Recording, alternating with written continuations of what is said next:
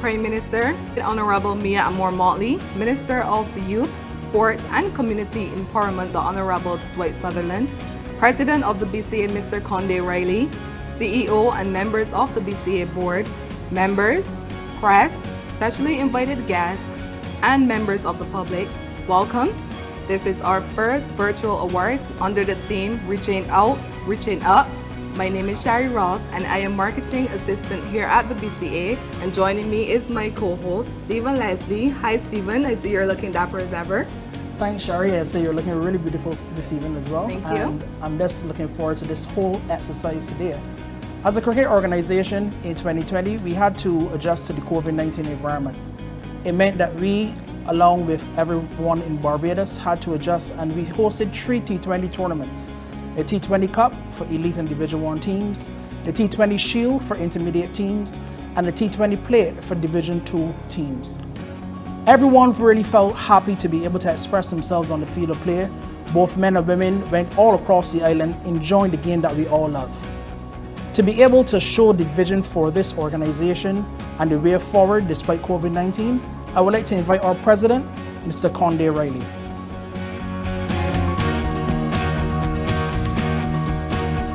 Good night, everyone. In March 2020, the first case of the COVID-19 virus was detected in Barbados.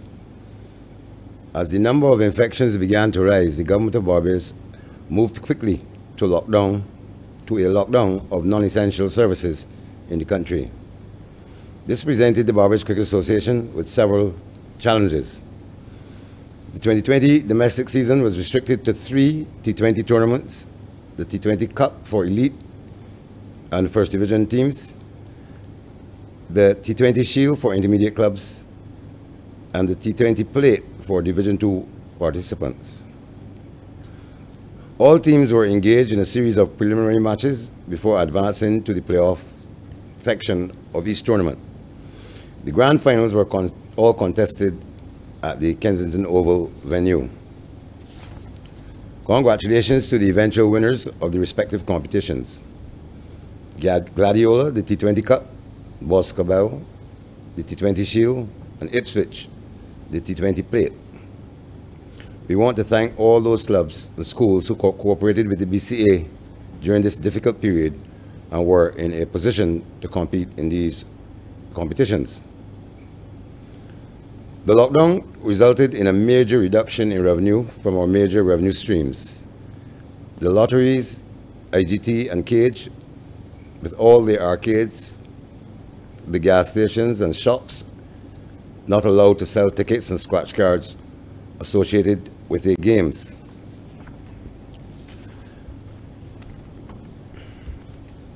Last year we advised that the COVID-19 pandemic and the attendant lockdown impacted our plans for a rollout of the Cricket Development Plan.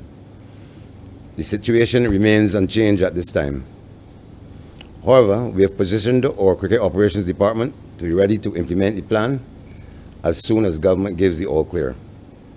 This will include the commencement of work on the indoor facility and other aspects of the development plan.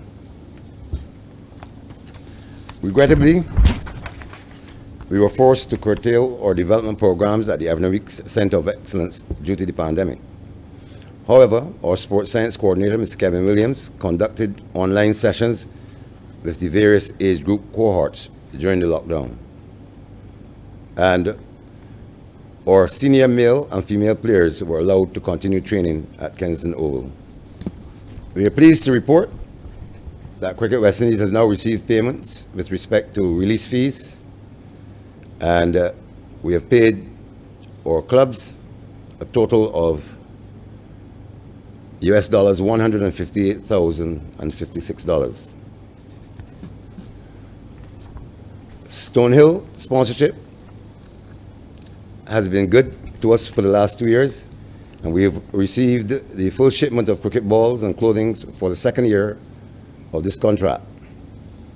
The clothing will be distributed to the clubs and schools for the shortened 2021 domestic season that is scheduled to commence on September 11th. During the year, we said goodbye to Basil Matthews, who served the BCA faithfully for many years as secretary, and Ezra Mosley, former West Indies fast bowler and coach of our successful ladies team, who we lost in tragic circumstances. We also said goodbye to Gordon Brooks, as we remember those amazing images of cricketers in unbelievable positions, which he vividly brought to life for us all. And finally, we bid farewell a week ago to Brian Edwards, president of Pickwick Club and a member of the BCA's marketing committee. May their souls rest in peace.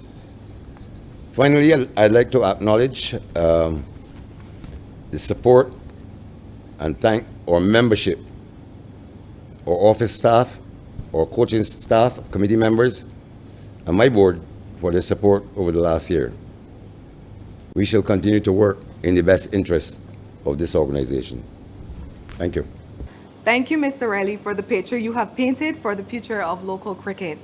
The role cricket has played in shaping the lives of our youth is undeniable. Gandhi once said, "In the midst of darkness, light persists." Over the past year, we as a fraternity have experienced periods of darkness brought on by the loss of our own. We express our deepest condolences and the uncertainty that has plagued our sport due to the pandemic. But how has cricket impacted our society at large?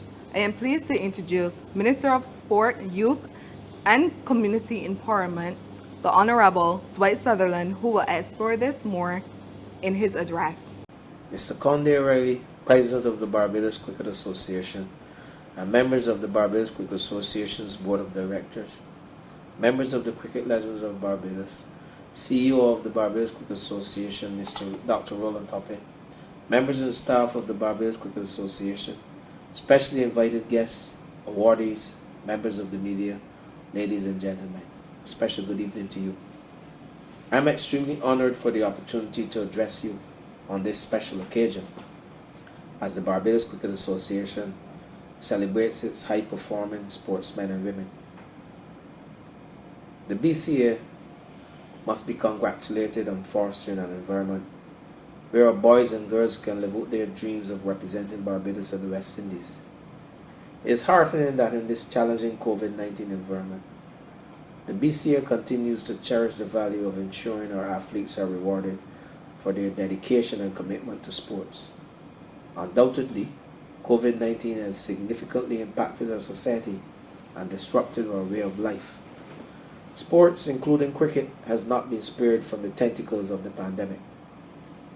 In recognizing the integral role played by sports in Barbados' way of life, my ministry and the BCA was inspired to work collaboratively with other stakeholders to overcome the COVID-19 related challenges that were threatening the hosting of the 2021 cricket season. After a month of lockdowns, curfews, and the cancellation of our sporting activities and social events, I believe that the season we have safeguarded will contribute to improvements in self-esteem and self-confidence, as well as deter the possible bouts of depression and anxiety among our players. Amidst a challenging economic environment, I'm also aware that the hosting of the season is essential to providing economic opportunities for some members of the cricket support staff and community-based entrepreneurs. The sports industry is an international powerhouse, with the United Nations estimating its global value at US $756 billion annually. This is an astronomical contribution to the global economy, and I want to encourage Barbadians, especially our young people, to capitalize on this lucrative sector. Ladies and gentlemen, harnessing the tremendous potential of sport is a priority of the government of Barbados. Consequently, my ministry values its ability to meet head-on, using sports, the challenges faced in our communities and by our youth. Firstly, participation in sport and physical activities will impact positively on fitness and promote healthy lifestyles choices that can combat non-communicable diseases. It is especially important for our children and young people to remain active and so stimulate positive mental and cognitive development. Having our young people involved in wholesome community activity is also key to redirecting their energies from the social ills that threaten the advancement of our island today. Secondly, it is important that we leverage sports' capacity to foster inclusivity and to unite our people. We can utilize community sports to teach the values of respect, tolerance, and fair play, and to provide safe havens for our youth, to build bridges between our communities and groups, and even provide participants with a sense of normalcy in this abnormal COVID-19 related environment. I must add that sports teaches us the art of sharing, support, and helping each other in difficult situations and in achieving goals.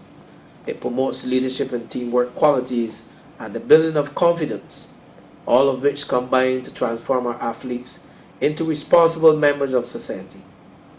I hope you are beginning to see why the ministry has prioritized the facilitating the hosting of the 2021 cricket season.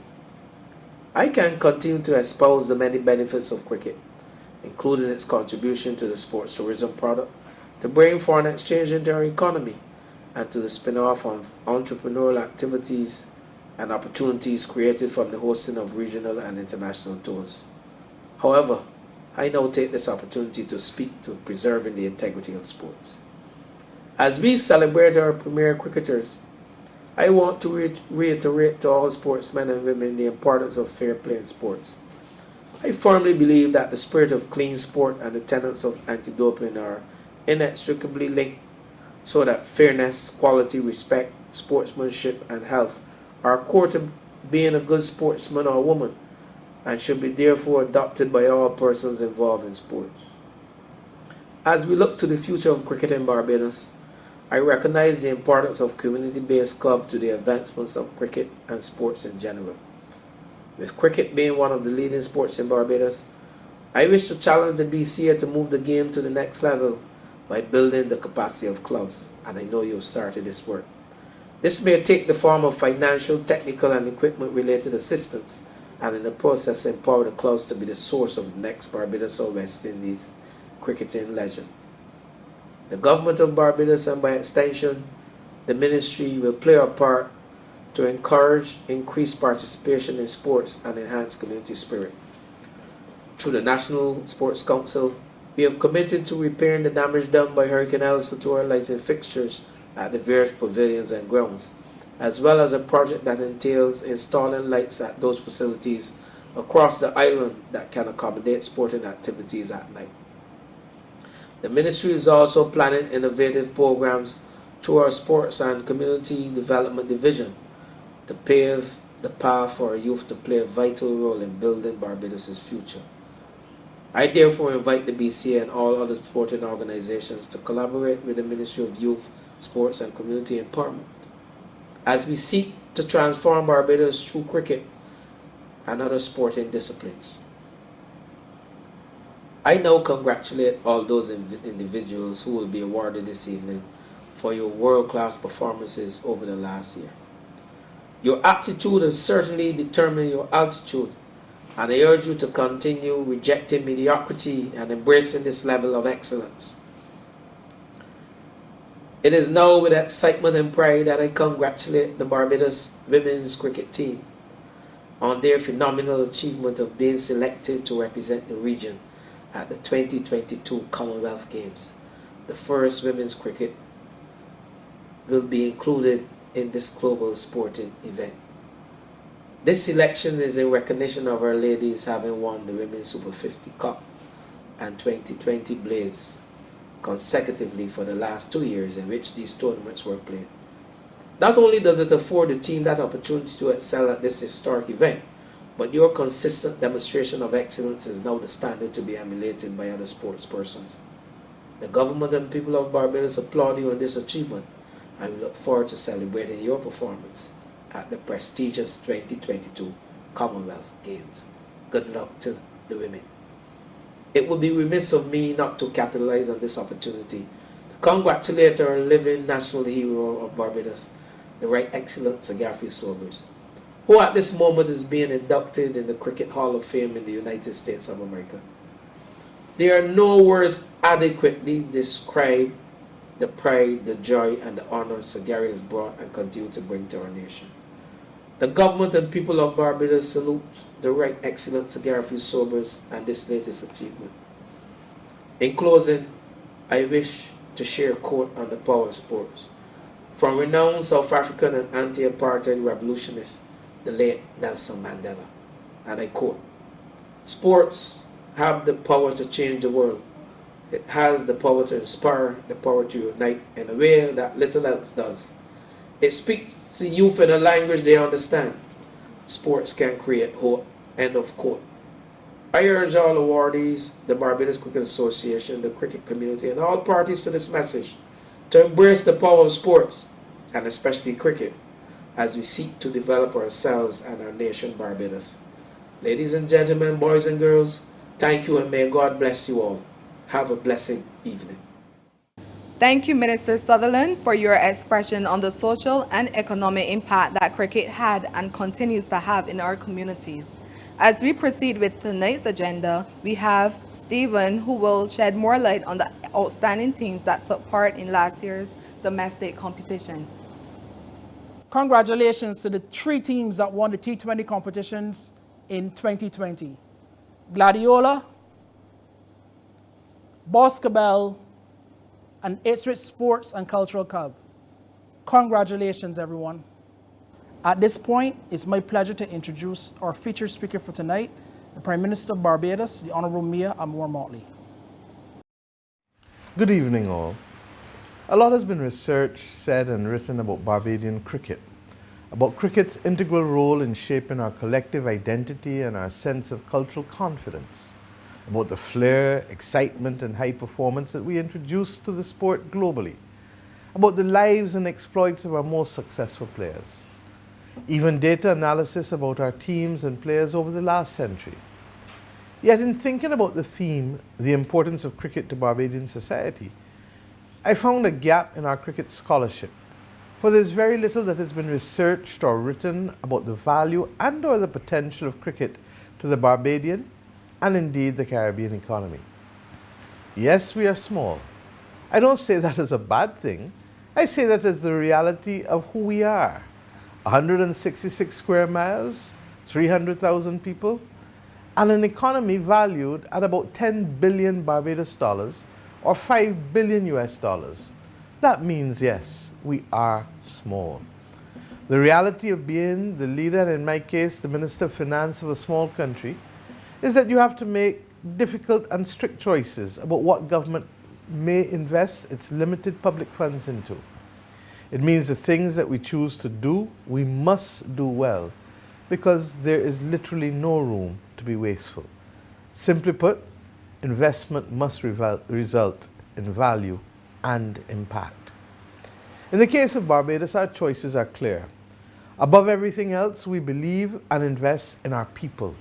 We know that. Subsidized education, subsidized healthcare, housing, transportation, national insurance and non-contributory pension plans, social safety nets as they are, social partnerships. We bet on our people each and every time, and long may this continue to be our guiding principle. But another area that successive governments of Barbados have undoubtedly betted heavily on is cricket. Truthfully, I'm not sure if any other country in the world per capita has invested more heavily and consistently in cricket than Barbados.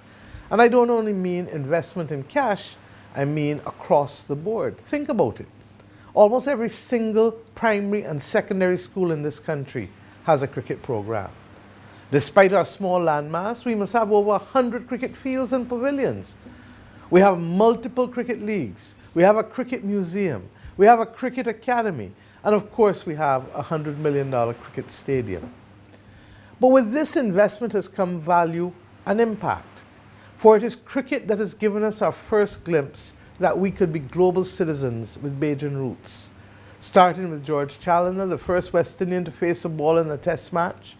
Then Herman Griffith, who took the first 5-wicket haul in a test match for the West Indies.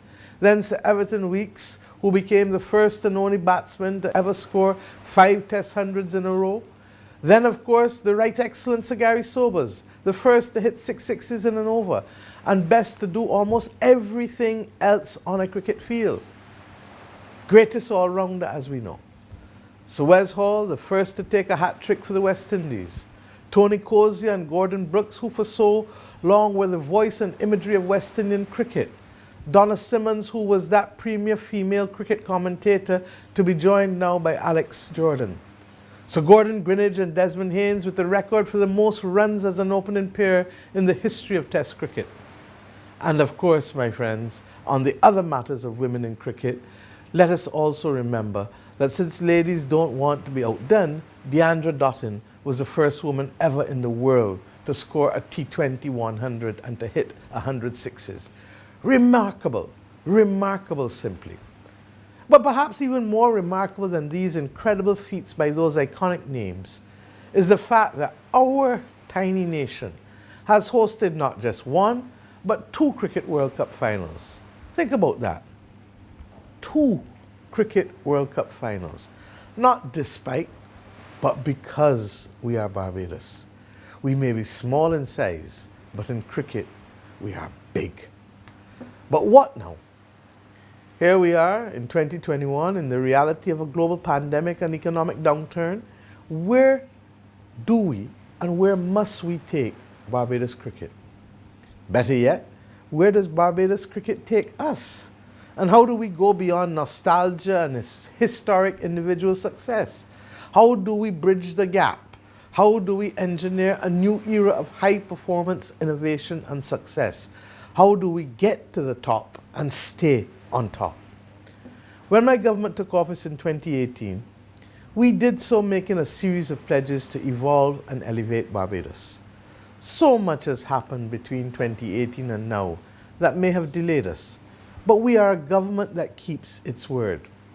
We fully intend to realize our vision to vastly expand the activity of Barbados and Barbadians in the global cricket economy. It is for this reason that I wish to announce my intention to create a Prime Ministerial Working Group on the establishment of a Barbadian cricket economy. Composed of leading minds in cricket, innovation and business, this work group will be tasked with preparing a roadmap and implementation plan to be presented to the Cabinet that takes Barbados from community cricket to global careers. Once approved by the Cabinet, I wish to commit at least $1 million from the Arts and Sports Fund as an initial seed investment in the execution of the implementation plan, and thereafter to find the funding necessary to secure the plan such that we can see the results globally. I'm certain I don't have to convince any of you of this, but cricket is big business. And the global investment advisory firm Duff & Phelps in 2019 put out a brand valuation report on the Indian Premier League and estimated it to be worth around 6.8 billion, not million, billion US dollars. The broadcast rights deal alone, which was won by Star India in 2017, was worth 2.2 billion US dollars. And as if those figures were not already staggering, to work out the true value of the global cricket economy, you would still have to, and the revenue generated by international cricket, CPL, the Big Bash, the Pakistan League, the Bangladesh League, and now the 100 League in England. This is why, yes, I love and celebrate that young Barbadians like Dwayne Smith and Carlos Brathwaite, Jason Holder, Haley Matthews, and of course I can't leave out Jofra Archer, have earned lucrative contracts and done well for themselves on a global scale. And may I add, even young teenagers now in England, I'm told, are even receiving some limited level of compensation when they play second division county cricket, as we are seeing with some of our better cricketers who are literally learning and pursuing their education in the UK. I perhaps am even more eager, however, to see a path created for much more hundreds of young Barbadians a year to become physiologists, nutritionists, therapists, personal trainers, wealth managers, administrators, stadium managers, marketers, event planners, videographers, data analysts, biomedical engineers, graphic designers, software engineers, lawyers, sports lawyers, that is, sports agents, accountants dedicated to the field, photographers within a multi-billion-dollar global cricket economy. Did you get a little tired from the number of professions that I just called? And you should, because we are more than capable of having those people support not just Barbadian cricketers, but as we have seen with our umpires, global cricketers. It is time for us to fully leverage what Barbados means to global cricket and to deepen our relationship with India and Pakistan and Bangladesh and their cricket-crazy 1.74 billion residents. To them, Barbados and Barbados' legacy in cricket is huge. And the time has therefore come to strategically use Barbados cricket as a platform for Barbadian global commercial diplomacy and economic expansion.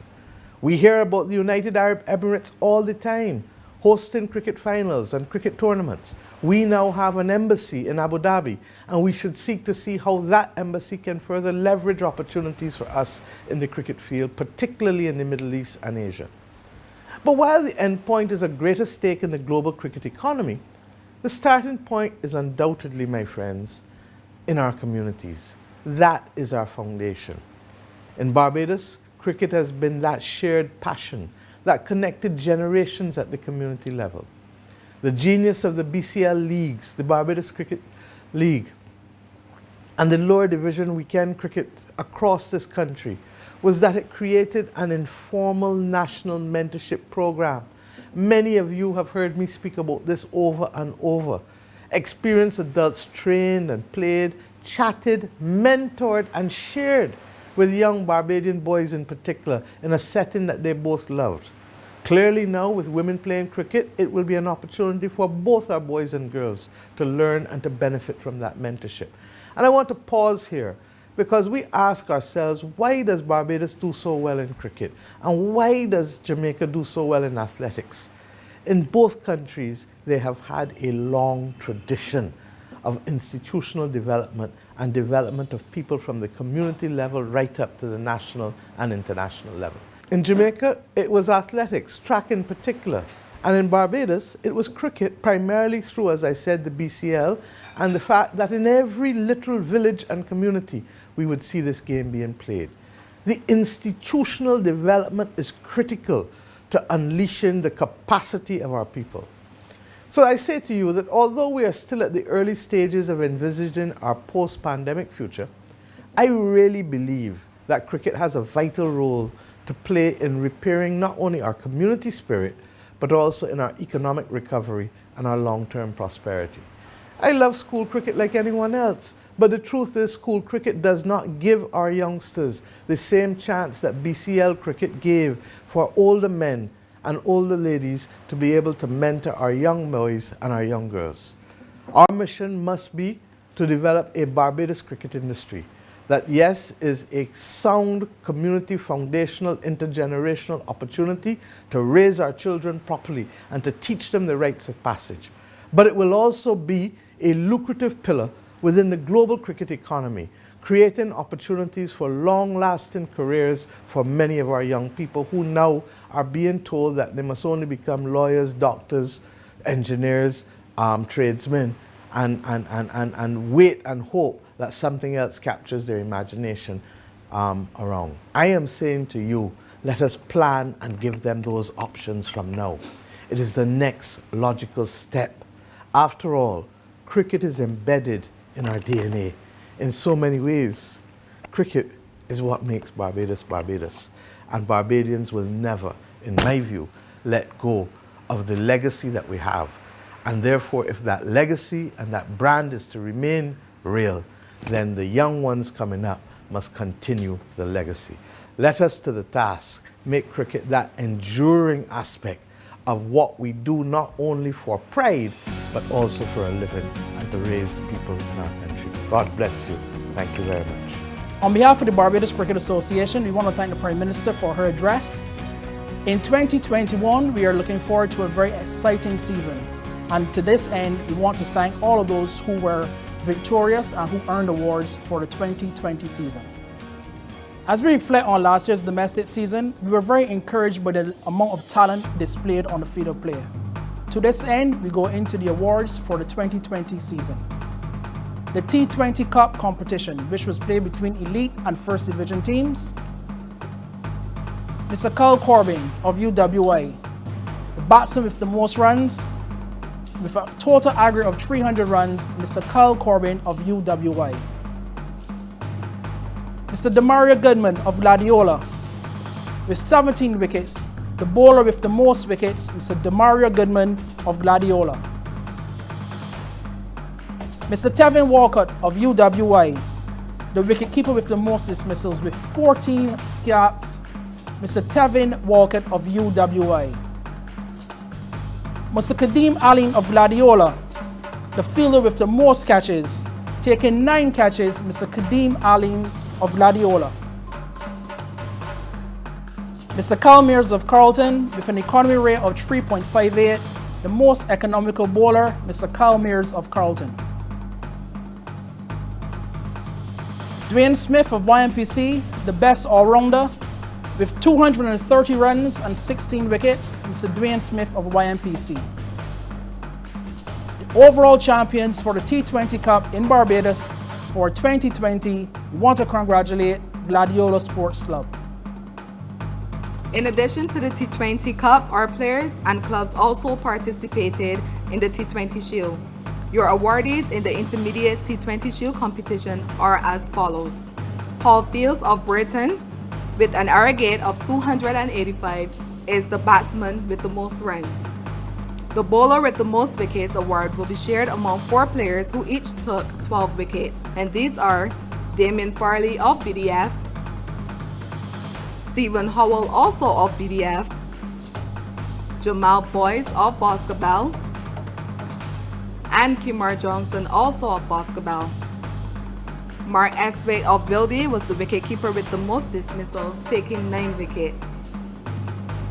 The fielder with the most catches award will be shared among 3 players who each had an aggregate of 5, and these are Jonathan Holder of BDF, Andre Skeet of Brayton, and Daquan Allen of Ellerslie.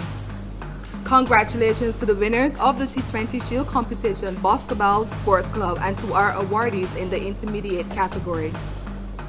Our second division players continue to impress during the 2020 season, and I'm very pleased to introduce the awardees for 2020. Mr. Dale Richards of Conrad Hunt, the batsman with the most runs, with a total aggregate of 384 runs, Mr. Dale Richards of Conrad Hunt. Mr. Derek Bishop of St. Catherine, with 16 wickets, the bowler with the most wickets, Mr. Derek Bishop of St. Catherine. The wicketkeeper with the most dismissals will be shared among 2 awardees this year, both taking 10 dismissals, Mr. Andrew Yearwood of Conrad Hunt, Mr. Shaquan Mears of Isolation Cavaliers. 2 awardees for the wicketkeeper with the most dismissals, 10 dismissals each. The fielder with the most catches will be shared among 3 awardees who all took 7 catches. Mr. Dale Richards of Conrad Hunt, Mr. Chad Springer of Isolation Cavaliers, and Mr. Dale Mason of St. Catherine. We want to congratulate the winners of the T20 plate competition, Ipswich Sports and Social Club, champions of the T20 plate for Barbados Cricket in 2020. Women's cricket continues to showcase the best among us. Your awardees in the Iris Walker Ladies Series T20 are as follows. Tiffany Thorpe of UE was the batsman with the most runs with an aggregate of 55. Bowler with the most wickets was Alison Gordon of UE, who collected 4.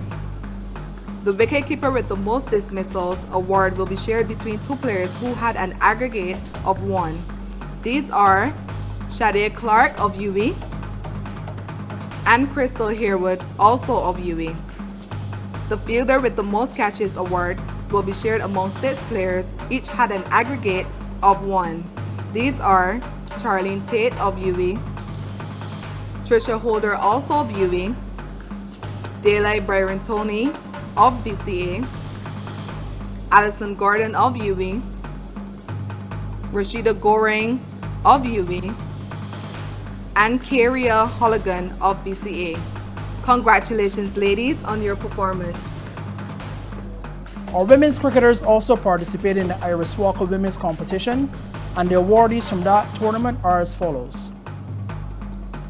Ms. Kashona Knight of BCA, the batter with the most runs with 145 runs, Ms. Kashona Knight of the BCA.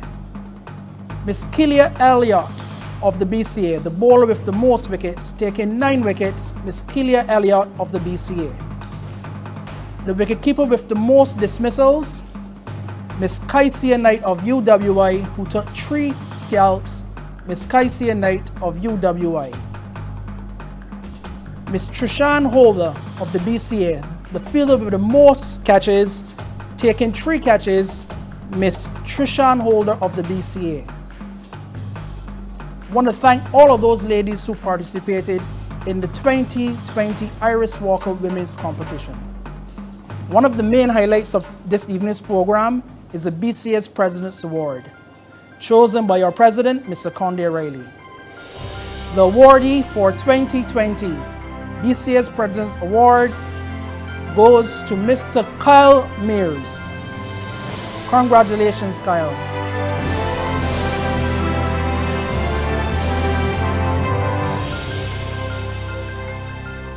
During the year under review, Kyle Mears joined 4 other Barbadians who scored a century on debut. The others being Sir Conrad Hunt, Sir Gordon Greenwich, Dwayne Smith, and Kirk Edwards.